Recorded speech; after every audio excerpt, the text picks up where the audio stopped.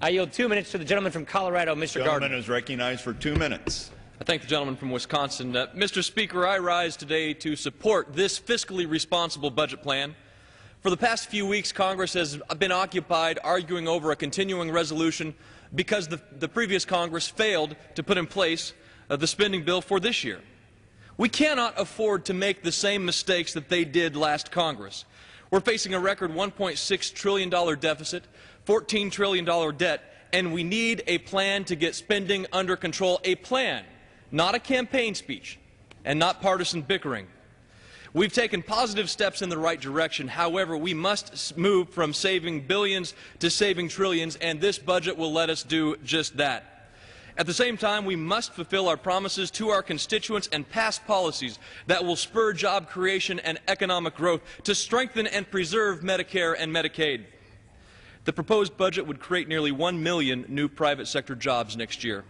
Additionally, it will bring the unemployment rate down to 4% by 2015, according to the studies.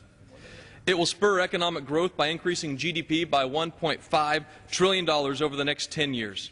It does this by creating a less burdensome tax code for families and small businesses and incentivizing job growth and investment.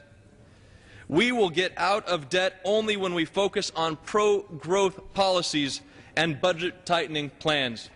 This plan will do that by reforming Medicare and Medicaid to ensure that those programs are still available to our children, the safety net that we have promised. Without reform, those programs are unsustainable and will cease. The plan we will vote on tomorrow represents a fundamental shift in how the government does business, a shift back to fiscal sanity.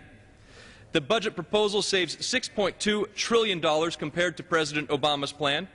If a person spent $1 million a day every day since year 1 AD, they still would not have spent $1 trillion by today.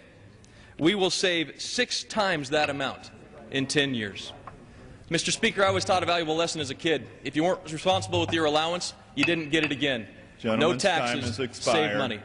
Gentleman from Maryland. Thank you, Mr. Speaker. I just want to go back.